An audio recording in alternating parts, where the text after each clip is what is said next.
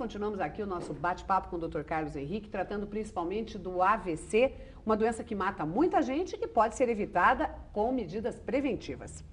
Dr. Carlos, uma coisa que está chamando a atenção, até uns anos atrás, o AVC, o derrame, era doença de pessoas idosas.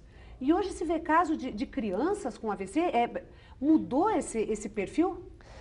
Olha, cada vez mais nós temos AVC. Né? Por quê? Porque a mudança dos hábitos da população, às vezes, não são para melhor, são para pior.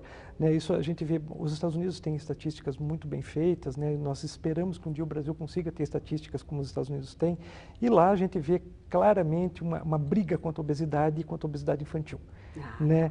Então, assim, a gente vê que os Estados Unidos está se tornando um país de obeso, e nós aqui temos uma cultura ocidental muito parecida, e nós também estamos nos tornando um país de obesos e um país de obesinhos também.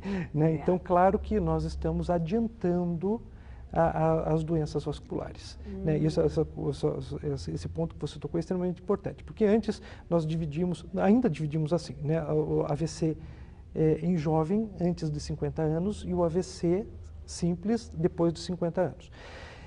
Normalmente, essas pessoas que têm AVC antes de 50 anos não estão sempre relacionados às doenças da aterosclerose, do colesterol, da pressão alta. Podem estar relacionadas a coisas mais raras, como algumas doenças do sangue, algumas doenças próprias dos vasos. Então, a gente tem um cuidado maior em ver causas mais raras para isso e realmente até essas causas mais raras a gente tem conseguido detectar mais atualmente. Mas devido a esses fatores de risco estarem mais presentes cada vez mais em pacientes mais jovens, a gente tem notado também entupimento de vasos por placas de colesterol em pacientes abaixo de 50 anos, sim. E isso é grave. Sim, porque aí a perspectiva de qualidade de vida desses pacientes passa a ser uma coisa bem complicada, né? Bem complicada, bastante complicada, porque o que a gente espera? Né? A gente espera qualidade de vida sempre para os nossos pacientes.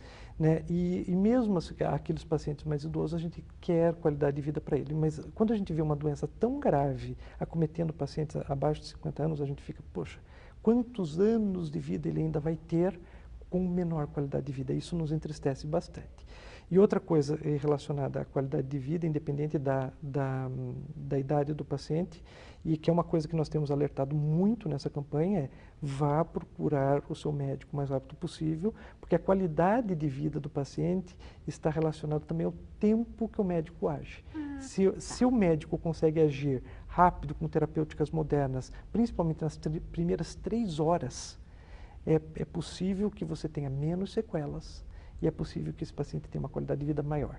Então, assim, se o paciente nos procura em menos de 3 horas, nós temos critérios clínicos e de tomografia, nós podemos usar remédios mais modernos para ele, então daí nós podemos deixar ele com menos sequela.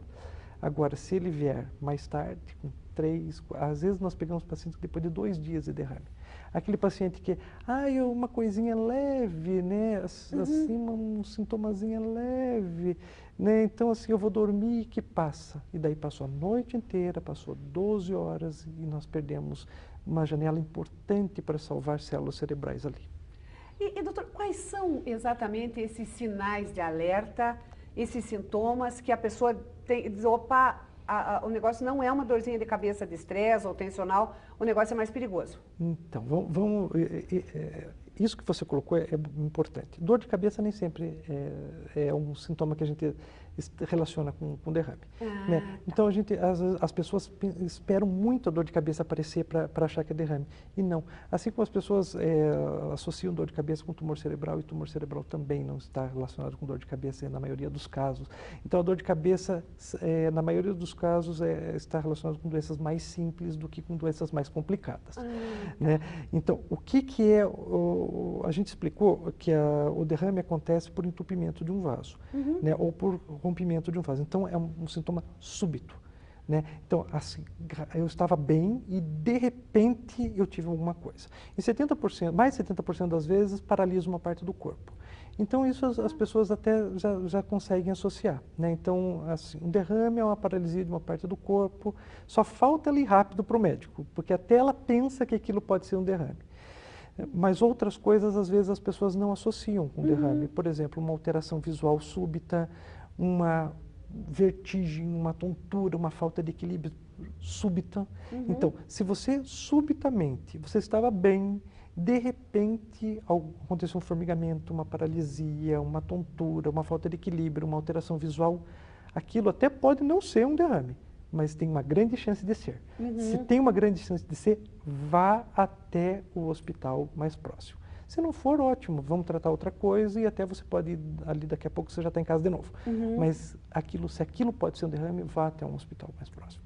E doutor, ele é um quadro persistente, quer dizer, né, o senhor colocou, ele é súbito, então se tem uma vertigem ou um amortecimento, alguma coisa assim. E ele é persistente ou ele dá aquela vertigem e já passa, Isso. como a gente tem quando levanta muito rápido? Ou... Então, essas vertigens simples, né, essas vertigens posturais, elas não são derrame, né?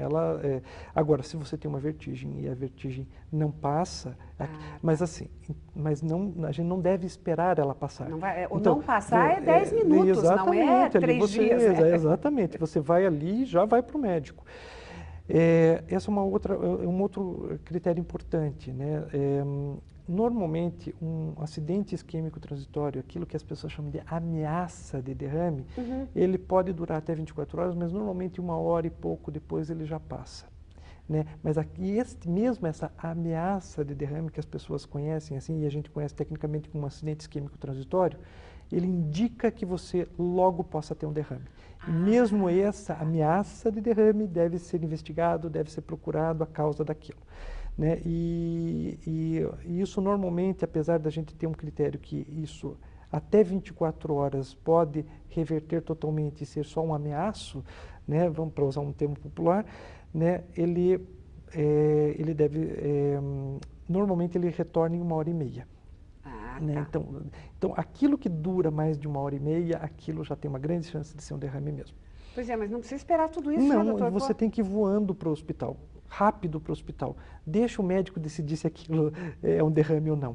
Né? Se você tem uma alteração, vá no hospital correndo, para que, se for um derrame, o médico poder atuar rapidamente.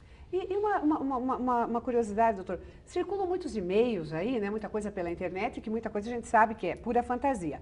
E me chamou a atenção há algum tempo um e-mail justamente falando sobre sintomas de derrame e tal, e que alguns sinais, assim, são bem característicos para quem está por perto atender e ajudar a encaminhar para o médico, que seria avaliar se a pessoa está conseguindo acessar a memória, se a pessoa está conseguindo lembrar o endereço, contar de 1 a 10, de ordem normal, ordem invertida.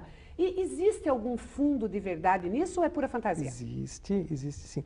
Então, o que a gente pede para... Então, isso também está na nossa campanha.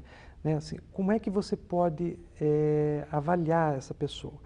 Peça para ela andar, peça para ela cantar, peça para ela falar, peça para ela repetir algumas palavras simples, né? E se ela não conseguir fazer isso, e alguns minutos atrás ela conseguia, alguma coisa súbita no teu cérebro aconteceu. Corra. Né? Corra, exatamente. E até na nossa campanha, né, e a gente conversou isso lá no SAMU também, tem lá no último, no folder, tem lá no último, ligue 192. Né? Porque exatamente isso, às vezes as pessoas assim não sabem quem procurar. Né? Então, ligue para o SAMU e o SAMU pode te orientar. Não, isso não é. Você pode lentamente ir até um hospital. Não, ou não, realmente, isso é uma coisa grave, nós já estamos mandando uma unidade te buscar. Né? Então, se você não sabe, né, o SAMU é uma entidade que está aí para isso, né, para orientar as pessoas e removê-las se for o caso de urgência e emergência. E se você não está sabendo o que realmente fazer, e isso está acontecendo, a pessoa não está conseguindo falar, não está conseguindo cantar, não está conseguindo levantar, não está conseguindo pegar alguma coisa, não está conseguindo repetir algumas palavras, ponha dentro do primeiro meio de locomoção que você conseguir, um táxi, um carro, e leve para o hospital. Né? Tá? Não espere. Não espere. Tá certo. Doutor, muito obrigada pela sua participação. Tenho certeza que ajudou a deixar o pessoal bem alerta. Boa sorte para vocês aí nessas campanhas e tomara que cada vez mais a gente consiga conscientizar as pessoas para as coisas serem menos graves, né? Eu que agradeço esse espaço que você nos reservou, essa ajuda da mídia é extremamente importante. A população merece ser alertada, principalmente em relação a essas doenças, e esse trabalho de vocês ajudando a população é extremamente bonito também. Muito obrigado. Tá certo. Obrigada, senhora.